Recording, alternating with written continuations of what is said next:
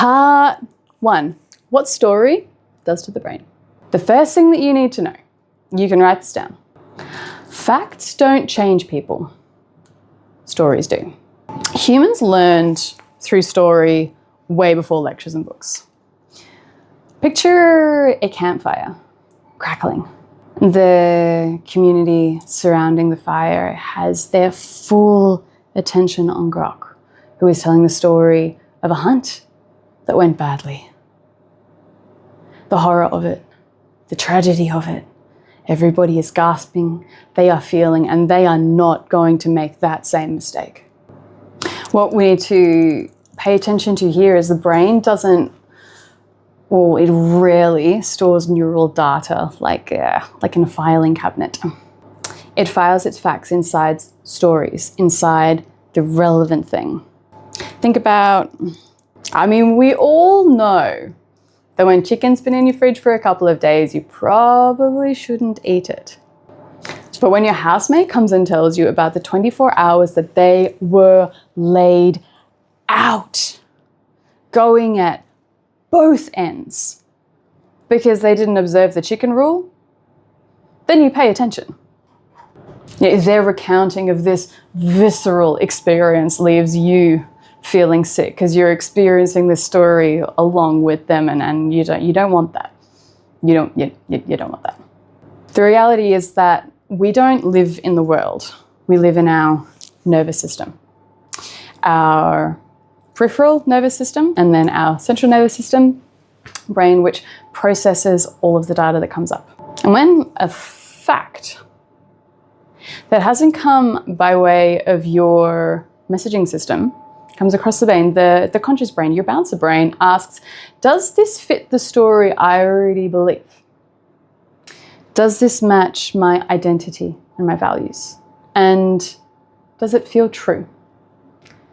If the answer is yes, it is accepted. If the answer is no, it is rejected. Those are the facts that go in one ear and out the other, or in one eye and out the other. Furthering on from that, how you frame a fact is way more important than the actual fact itself. Stats of salmonella versus visceral recounting of gastro. And historically, look at the way that information is taught. Prophets always teach through stories. We teach kids about values and value systems through fables and through storybooks. Even our language is filled to the brink with metaphor.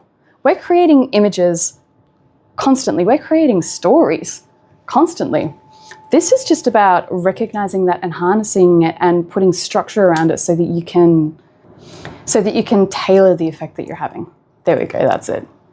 Let's go back to uni. Picture the textbooks. They are big, they are dense, the words are about this big, and unless you're really interested in the content, the economics is, I can picture the textbook, but I cannot remember what was written in it. Even at the time, if I didn't highlight it, it didn't go through. I can understand it, but it hasn't gone through to my long-term memory. I do remember the case studies. They stuck because it was following a human journey of whether this stuff actually worked or not. Look at How to Win Friends and Influence People. That book it's all fact, but it is also all story. Every single point that Dale Carnegie, my pen. Every single point that Dale Carnegie brings up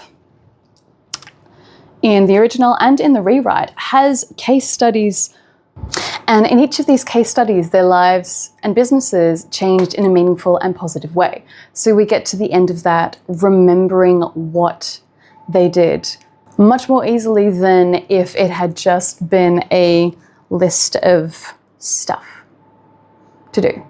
And really, that's why human books are still selling when anybody can get anything from AI anywhere. It's that people are looking for social proof from humans.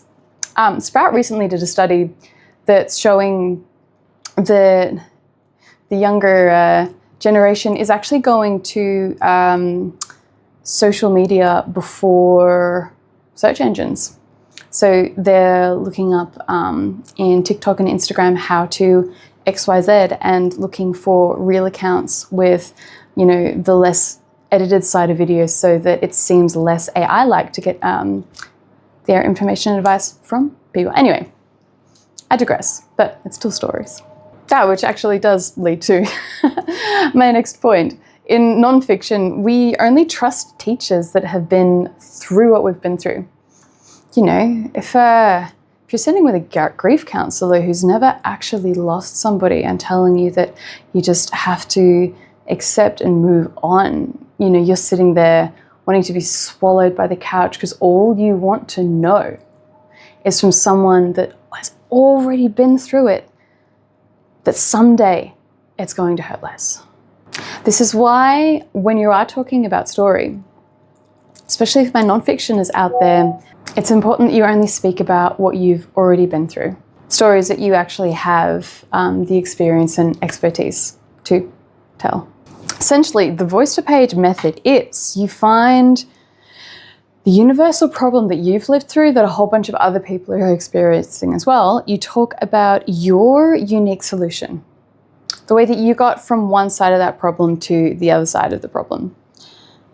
You tell it in language that is simple enough for a 5th grader to understand, because in the attention age that we live, you know, the memory span of a goldfish is enviable.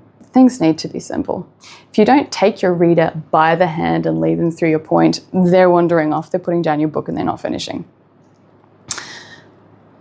So, universal problem, unique expression of solution, simple language, and the correct story, imagery, and structure, and that is your brand.